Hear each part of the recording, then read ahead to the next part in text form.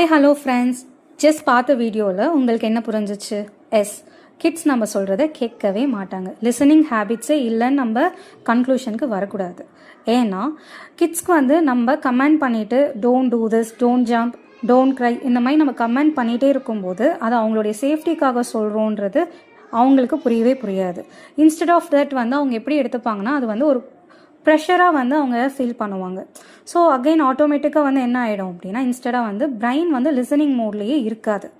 இதனால் அவங்க நம்ம சொல்கிறது கேட்கலன்னு we believe, but reality brain தான் லிசனிங் மோடில் இல்லை.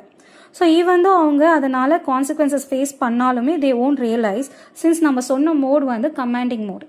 ஸோ நம்ம அவங்கக்கிட்ட எப்படி அப்ரோச் பண்ணணும் அப்படின்னா நம்ம கொஞ்சம் எமோஷ்னல் ஃப்ரெண்ட்லியாக அவங்களுக்கு கனெக்டிவாக நம்ம அப்ரோச் பண்ணால் மட்டும்தான் கிட்ஸோடைய பிரைன் நம்ம சொல்கிறத புரிஞ்சுக்கும், அக்செப்ட் பண்ணிக்கும்.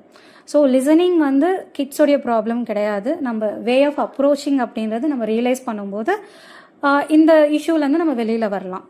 ஸோ எத்தனை பேர் இதை அக்செப்ட் பண்ணுறீங்க? லைக் பண்ணுங்கள், ஷேர் பண்ணுங்கள் அண்ட் கமெண்ட் பண்ணுங்கள். பாய்.